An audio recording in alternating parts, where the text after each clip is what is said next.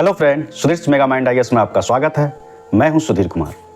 आज हम 7 और 8 नवंबर के करंट अफेयर्स को लेकर आए हैं, जिसमें हम national, international news, sports, science tech और इंडियन इकोनॉमी के बारे में बात करते हैं।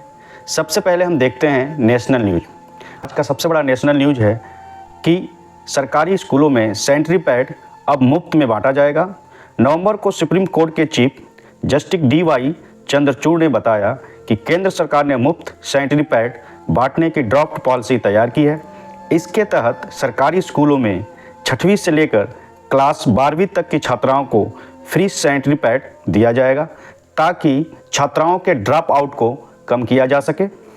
भारत और रूस के बीच व्यापार अब फिर से पुराने समुद्री रास्ते से किया जा सकेगा, क्योंकि दोनों सरकारों ने यह तय किया है कि अब फिर से पुराने समुद्री रास्ते को खोला जाएगा, जो सोवियत संघ के समय में बनाया गया था, जिसे सोवियत संघ के पतन के बाद बंद कर दिया गया था। यह रास्ता चेन्नई के बंदरगाह से होकर रूस के व्लादिवोस्टोक बंदरगाह तक जाता है। फिलहाल भारत का व्यापार रूस के पीटर्सबर्ग बंदरगाह से किया जा रहा है। दक्षिण अमेरिका महाद्वीप के देश चिली ISA यानी इंटरनेशनल सोलर अलायंस अंतर्राष्ट्रीय सौर ऊर्जा गठबंधन का 95वां सदस्य बन गया है। नई दिल्ली में भारत और चिली के बीच हुई बैठक में यह निर्णय लिया गया। हम आपको बता दें, इंटरनेशनल सोलर अलायंस का गठन भारतीय प्रधानमंत्री नरेंद्र मोदी के पहल पर पेरिस में भारत और फ्रांस के द्वारा किया गया था। इसमें वर्तमान में 95 सदस्य हैं, जिनका उद्देश्य है सौर ऊर्जा का बेहतर उपयोग करना। यूपी सरकार ने यह निर्णय लिया है कि वह गायों की जनगणना कराएगी, ताकि गायों की संख्या निश्चित की जा सके। बिहार में नीतीश सरकार ने 75% आरक्षण का प्रस्ताव पास कर दिया है, जबकि हम जानते हैं सुप्रीम कोर्ट ने जो आरक्षण की अधिकतम सीमा रखी है वो है लगभग 50%। नीतीश सरकार ने इसके साथ साथ बिहार में जातिगत आर्थिक सर्वे की रिपोर्ट भी जारी कर दी है। इसके अनुसार बिहार में जो गरीब परिवार हैं उनमें पिछड़ा वर्ग 33.16%, सामान्य वर्ग 25.09% और अत्यंत पिछड़ा वर्ग 33.58% है, जबकि SC के 42.93% और ST के 42.7% परिवार गरीब हैं। पिछड़े वर्ग में यादव 35.87%, कुशवाहा 34.32% और कुर्मी 29.90% गरीब हैं।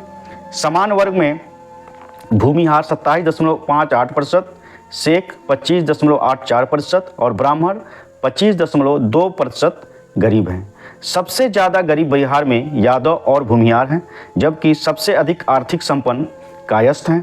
सरकारी नौकरी में कायस्थ 6.68%, भूमिहार 4.99%, राजपूत 3.81%, ब्राह्मण 3.62% और सैयद 2.4% हैं। अब हम इंटरनेशनल न्यूज को देखते हैं। वर्ल्ड फेमस मैगजीन अमेरिका के टाइम मैगजीन ने अपने नवंबर एडिशन को प्रकाशित कर दिया है, जिसके कवर पेज पर बांग्लादेश के प्रधानमंत्री शेख हसीना को जगह दी गई है। शेख हसीना को यह जगह अपने 28 साल के प्रधानमंत्री के कार्यकाल के लिए दी गई है। शेख हसीना विश्व में सबसे अधिक समय तक किसी देश पर शासन करने वाली प्रधानमंत्री बन गई हैं। शेख हसीना कुल 28 साल से बांग्लादेश की प्रधानमंत्री हैं। सबसे पहले वो बांग्लादेश की प्रधानमंत्री 1996 बनी तथा 2001 तक रही। फिर उसके बाद वह 2009 में प्रधानमंत्री बनी और अभी तक कार्यरत हैं। तो उनकी इस उपलब्धि के कारण टाइम मैगजीन ने अपने कवर पेज पर जगह दी है, जो शेख हसीना के लिए एक बहुत बड़ी उपलब्धि है, जो उनकी ताकत को बताता है कि वो बांग्लादेश में कितनी लोकप्रिय और ताकतवर हैं। नाटो ने कोल्ड वार ट्रीटी सस्पेंड कर दी है।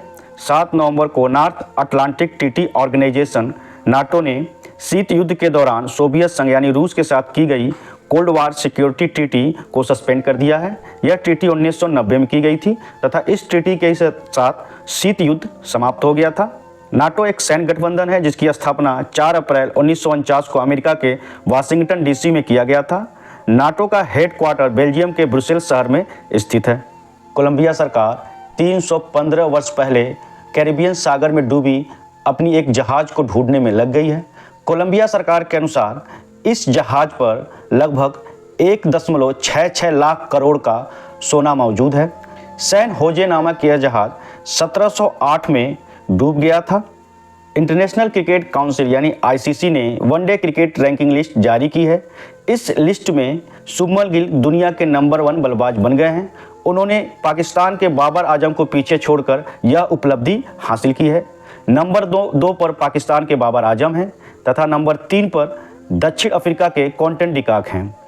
आईसीसी वनडे बॉलिंग रैंकिंग में मोहम्मद सिराज पहले स्थान पर, साउथ अफ्रीका के केशव महाराज दूसरे स्थान पर, ऑस्ट्रेलिया के एडम जंपा तीसरे स्थान पर तथा भारत के कुलदीप यादव चौथे स्थान पर हैं।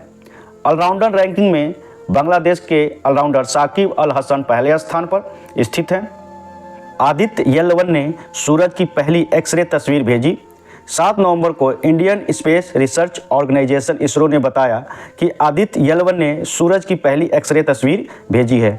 इसरो ने 2 सितंबर को हरिकोटा के सतीश धवन अंतरिक्ष केंद्र से पहले सौर मिशन आदित्य येलवन को लॉन्च किया था।